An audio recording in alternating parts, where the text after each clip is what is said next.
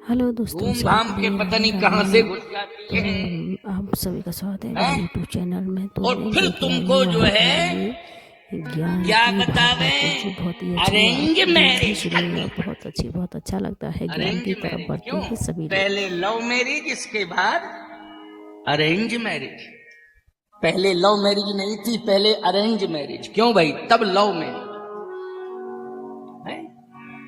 पहले था, पुरानी संस्कृति की बात कर रहा हूं, मैरिज फिर लव। और अब जमाना बदल गया, पहले लव फिर मैरिज। सब गड़बड़ हो गया है, सिस्टम बदल गया है। आज धरती कांप रही है, धरती यूं हिल रही है, धरती याद रखना। आज वही विडंबना दिखाई दे रही है। सोशल मीडिया में देख रहे हो तमाशा, कहीं तो पत्नी पति को मार रही है, कहीं पति पत्नी को मार रहा है। बोलो भाई, कांड हो रहे हैं, हत्या कांड हो रहे हैं, बड़े बड़े विभत्स कांड हो रहे हैं। क्यों? वेद मार्ग से चल के, मर्यादा के मार्ग से चल के तुम्हें जाना चाहिए था, और उसी मर्यादा के मार्ग से चल के वापस लौटना चाहिए था। क्यों? लक्ष्मी को पाने के लिए जा रहे हो, तो लक्ष्मी होती है। लक्ष्मी को पाने के लिए अगर तुम जा रहे हो तो तुम्हें विष्णु बन के जाना पड़ेगा। और हमारे यहां बोलो, वर को विष्णु कहा जाता है कि नहीं? क्या कहा जाता है? विष्णु। विष्णु बन के जाना पड़ेगा तुम्हें। और विष्णु का मार्ग जानते हो कौन सा मार्ग है? क्या कहना? स्वर्ग वाला मार्ग नहीं है, वैकुंठ वाला मार्ग है। बोलो, है कि नहीं? स्वर्ग वर्ग कहीं नहीं है। क्या है स्वर्ग मानी? कुछ नहीं, वहां तो देवता रहते, इंद्र रहता है। लेकिन वैकुंठ वाला मार्ग, बोलो, घर को स्वर्ग बनाना चाहते हो कि वैकुंठ बनाना चाहते हो? घर को वैकुंठ बनाओ और विष्णु बन के जाओ, लक्ष्मी को साथ लेके आओ और अपने घर को वैकुंठ बनाओ। ये रामायण का संदेश है। अपने घर को वैकुंठ बनाओ, अपने घर को कलह का घर मत बनाओ, अपने घर को अशांति का घर मत बनाओ, अपने घर को यह श्मशान मत बनाओ। क्योंकि घर कभी कभी स्मशान बन जाता है। घर मसान जन परिजन भूता, सुत मित मीत मनहु जमदूता। स्पष्ट लिखा है रामायण में।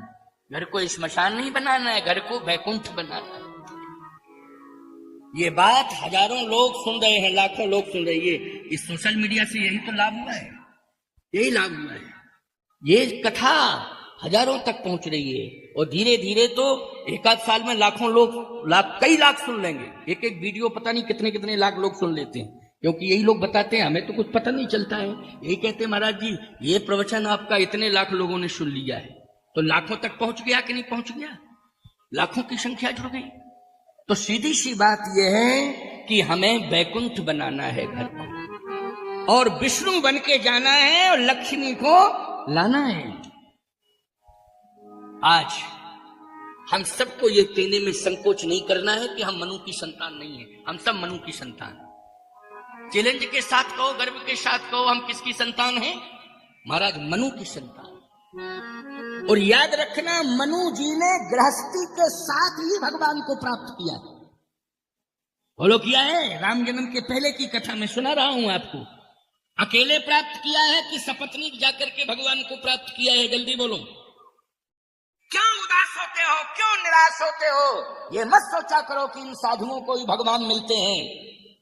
याद रखना, इन साधुओं को तो जन्म जन्म मुनि जतन कराही अंतराम कही आवत नहीं। स्पष्ट तो लिखा है रामायण में। मैं गलत क्यों कह रहा हूं? क्या? बोलो भाई, जन्म जन्म मुनि जतन कराही अंतराम कही आवत। मैं गलत क्यों कह रहा हूं? क्या? बोलो भाई, जन्म जन्म मुनि जतन कराही अंतराम कही आवत। लेकिन तुम्हें बड़े सहज तरीके से, सरल तरीके से भगवान मिल जाते हैं। ये बालकांड का प्रमाण है और राम के जन्म के पहले की कथा है। ये स्वयंभू मनु और सतरूपा,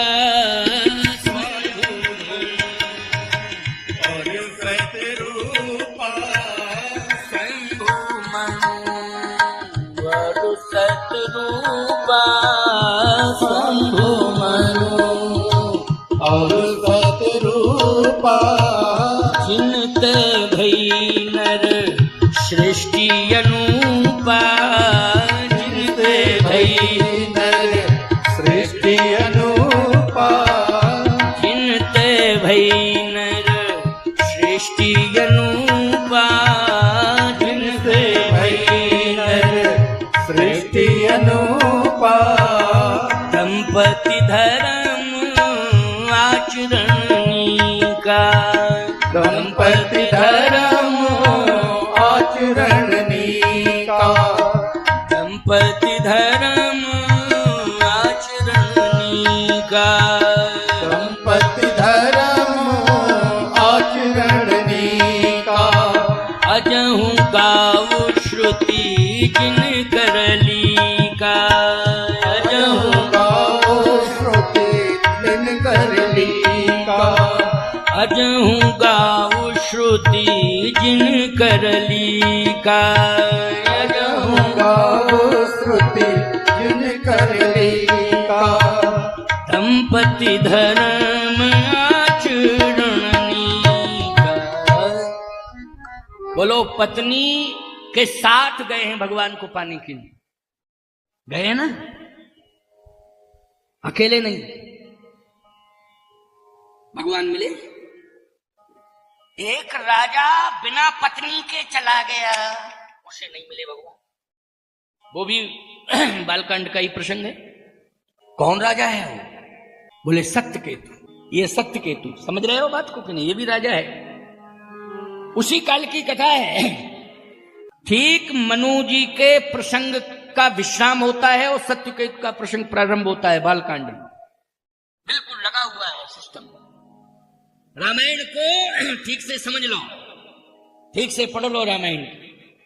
सत्यकेतु, सत्यकेतु भी भगवान को पाने के लिए जा रहा है, लेकिन गृहस्थी में अधूरापन है, यानी पत्नी दूर है, अकेला जा रहा है। अकेले नहीं जाना है। आप कहो महाराज नहीं जाती है तो क्या जबरदस्ती करूं? है? नहीं जाती है तो क्या काम? नहीं नहीं नहीं, पूरी ताकत लगा दो, पूरा प्रयास करो, पूरी ताकत लगा दो, तभी तुम सफल माने जाओगे। जब तुम अपनी पत्नी को एन केन प्रकारे अपने सद्व्यवहार से अपने वश में कर लो।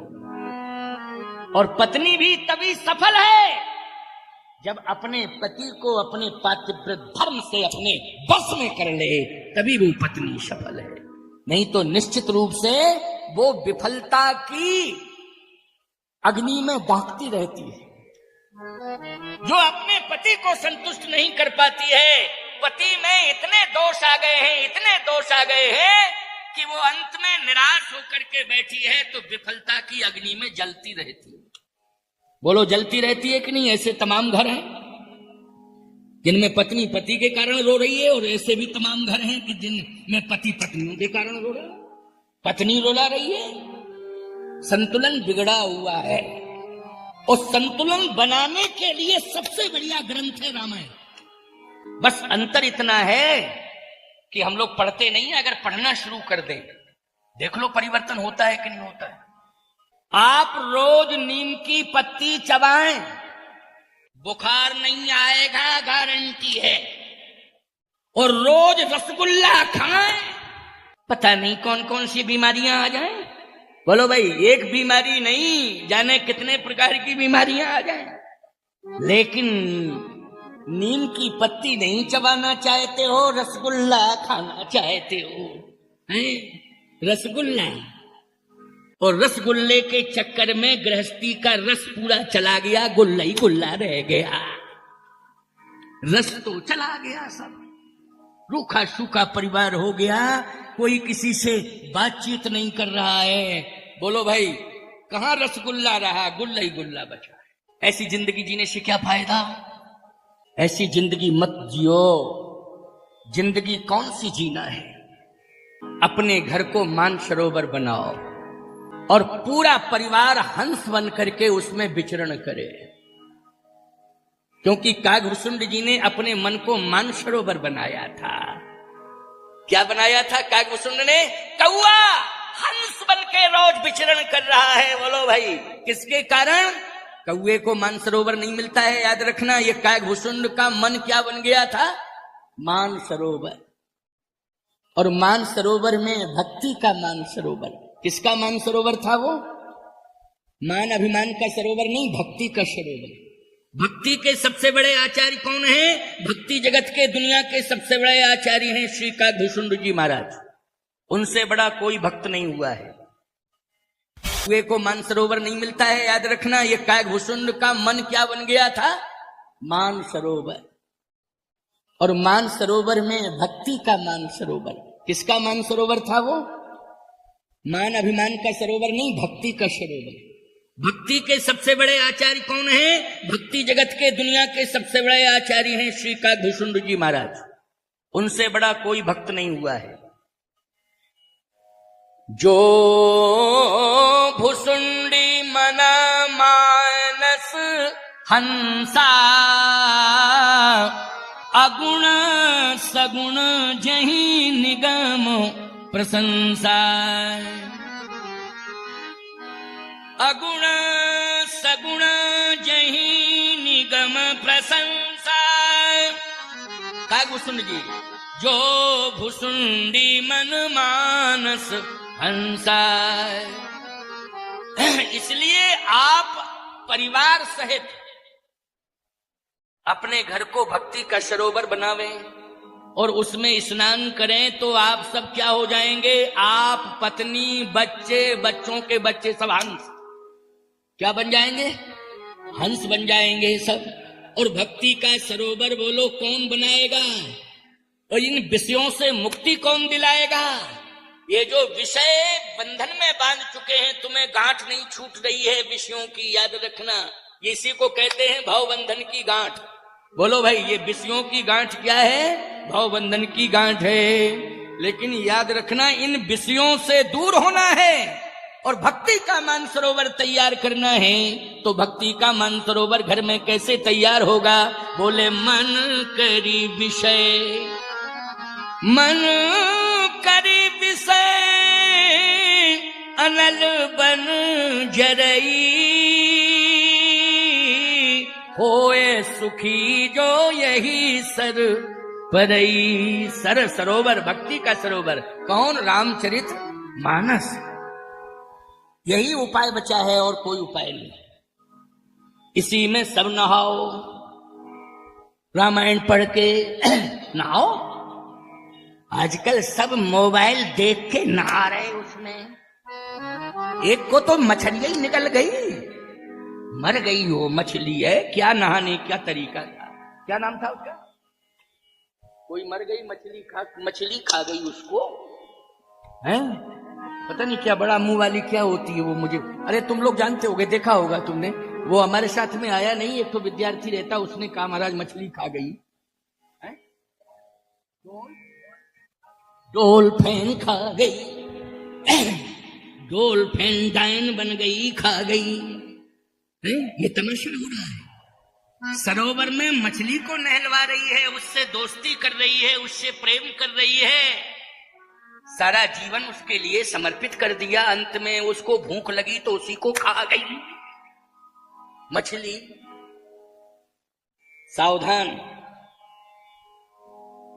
सुखी मीन जहां नीर अगाधा, और जिम हरि शरण ये कऊ बाधा। अपने मन को मछली बना लो और मछली बना करके भक्ति के सरोवर में आनंद ले लो। बोलो भाई, राम भक्ति के सरोवर में मन को मछली बना करके उसमें डुबकियां लगाओ। बोलो, जिंदगी भर सुखी रहोगे कि नहीं रहोगे? रहोगे सुखी। ये अछलियां मछलियां कितनी खतरनाक है, खुद ही खा गई है। मछली को बहुत लोग खा रहे हैं, पहला प्रमाण मिला मछली खा गई। क्यों भाई? ऐसे तो तमाम प्रमाण मिले कि मछली को खा गए लोग हैं, लेकिन आज प्रमाण हमारी तो आंख खुल गई और कान खुल गए, मछली भी खा गई है, ऐसा प्रमाण मिल गया। सावधान में कहना यही चाहता हूं, यही है विषय। बोलो, विषय मृत्यु के स्थान पर ले गया। ये विषय तो है। माता पिता से इतना प्रेम नहीं करते हो तुम जितना प्रेम तुम ऐसे जीवों से करते हो। कुछ लोग तो कहना नहीं चाहिए, मुझे कहना पड़ता है। जीव जंतुओं से प्यार करना चाहिए, शिशु इनसे कोई विरोध थोड़ी है, प्यार करना चाहिए, लेकिन उसकी एक सीमा है, उसकी एक मर्यादा है। हम मछली को दाना चुनाते हैं कि मछली के मुंह में जाते हैं? बोलो जल्दी बोलो। मर्यादा यही तक है कि मछली को हम क्या चुनावे? दाना, आटा, कि उसके मुंह में कुछ डाला है? ये तो नहीं है। सिस्टम बदल गया, मुंह में घुस गई वो है। रोज निकल आती थी, एक दिन निकली तो मरी हुई निकली, चिल्ला रही है, चीख रही है। करोड़ों रुपया पैदा कर लिए थे उस नाटक नौटंकी से, उसने करोड़ों रुपया पैदा कर लिए थे नाटक नौटंकी से, लेकिन बोलो भाई वो करोड़ों किस काम के रहे जब प्राण ही चले गए? किसी काम के रहे वो? नहीं नहीं नहीं नहीं। जीवन में हमें वो कार्य करना है कि काम करने के बाद हम मरे तो हमारी कीर्ति अमर हो जावे। क्या अमर हो जावे? कीर्ति हमारी अमर हो जावे, कि दुनिया जब भी नाम ले तो यही कहे कि वास्तव में इंसान नहीं आया था इस धरती पर, भगवान आया था इंसान बनके। ये चर्चा होनी चाहिए।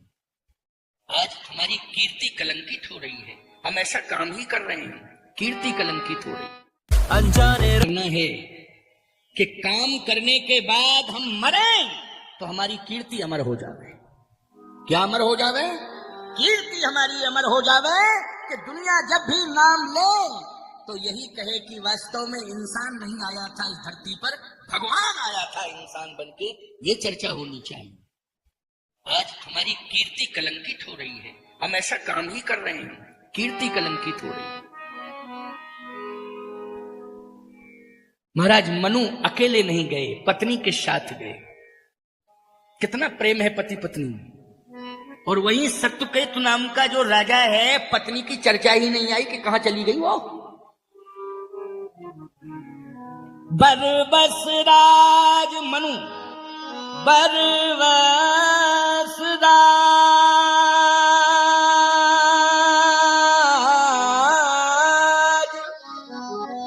सुतहि नृप दीन्हा, नारी समेत गवन बन कीना। और सत्यकेतु जेठे सुतहि राज नृप दीन्हा, हरिहित आप गवन बन कीना। आप मानी अकेला, आप मानी है अकेला गया अकेला। पत्नी की चर्चा ही नहीं हुई, पत्नी कहां चली गई? मायके तो नहीं चली गई थी। मुझे ऐसा लगता है कि पत्नी के मन में शायद ये भाव आ गया होगा कि मेरा पुत्र राजा बन गया है तो मैं राजमाता बन गई। क्यों भाई? ये भाव आया होगा कि जैसे किसी का बेटा राजा बन जाए तो उस राजा की मां क्या होती है? राजमाता होती है। बहुत बड़ा सम्मान है राजमाता का भी। अभी तक वो महारानी बनकर के सम्मान प्राप्त करती रही, उसके मन में आया कि अब मैं राजमाता बनकर के सम्मान प्राप्त करूंगी। वो पति बोले पति भाड़ में जाए, भाड़ में जावे पति। और एक सूत्र कितना अच्छा संकेत दे रहा है, इस पर जरा ध्यान देना, बहुत अच्छी बात है। रामायण को जितना ज्यादा व्याख्यायित करोगे आप भावों को, उतनी ही आप भावों में डूबते जाओगे। और इतने अच्छे अच्छे मोती निकल के आएंगे, जितनी गहराई में डूबोगे ऐसे भाव के मोती निकल के आएंगे कि याद रखना वो मोती जो है आपके प्राण को बहुत संबल देंगे। जैसे हंस के प्राण कौन बचाता है? बोलो भाई, मोती बचाता है। अगर मोती ना मिले तो भूखों मर जावे। क्यों भाई? हंस को अगर मोती ना मिले तो बोलो हंस भूखों मर जाएगा, और मोती मिलेगा तभी उसके प्राण बचेंगे। भाव के मोती। हमारे डेमोले जी इतने ताकतवर हैं, ये सांड से लड़े थे। हाँ, बड़ी अच्छी कथा सुनाते हैं ये। सांड आया, इनसे लिपट गया और बड़ा तगड़ा था, इन्होंने पछाड़ ही दिया उसको। उसने पहले इन्हें पछाड़ा फिर इन्होंने उसको। अच्छा भाई, सांड से अगर कोई बच गया तो बोलो भाई, सांड से जीत गया? जीत गया। हीरापुर की घटना बता रहे थे, क्योंकि हम वहां कथा कहने जाते हैं। तो भाई बात यह है कि जन्म वह है जिसमें कीर्ति पताका फहरा रही है, वही जन्म है। और यदि कीर्ति पताका नहीं फहरा रही है तो याद रखना, ऐसा जन्म लेने से कोई फायदा नहीं है, कोई फायदा नहीं। क्यों? कोई पशु जन्म लेता है तो उसका चमड़ा काम आ जाता है, उसकी हड्डी काम आती है ना, चमड़ा काम आता है। बोलो भाई, क्या काम आता है? आया किसी का है? जो भस्म भी बचती है उसको भी गंगा जी में पहुंचा देते हो कि नहीं? लेकिन काम क्या आता है? राम का नाम, राम की भक्ति, राम की कथा, राम का नाम, यही हमारी कीर्ति को अमर करता है। इसलिए हमारा जीवन ये हाड़ मांस का तभी पवित्र होगा, मुखम पवित्रम यदि राम नाम। मुख की पवित्रता किसमें है? राम के नाम। तब हमारा मुख पवित्र है, नहीं तो इसमें पता नहीं क्या क्या भरा हुआ है। बोलो भाई, भरा हुआ है कि नहीं मुख के अंदर? मुख के अंदर तुम खाते हो अच्छा अच्छा, बोलो भाई, कितने सुंदर सुंदर व्यंजन खाते हो, फलों में भी बड़े अच्छे अच्छे फल खाते हो, लेकिन जब इस मुख से निकलता है तो गंदगी ही निकलती है। बोलो, गंदगी ही निकलती है। इसलिए प्यारे, मुख हो चाहे शरीर का कोई भी अंग हो, अरे भाई पसीना पानी कितना सुंदर पीते हो, बिल्कुल फिल्टर पीते हो बड़ा, और जब निकलता है तो बदबूदार निकलता है। बोलो, पसीना जिसको कहते हैं, क्या कहते हैं? पसीना।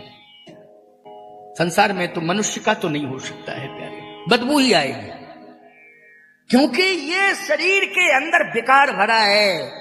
जो गया वो भी विकार में लिप्त हो गया कि नहीं? लेकिन फिल्टर यदि हमारा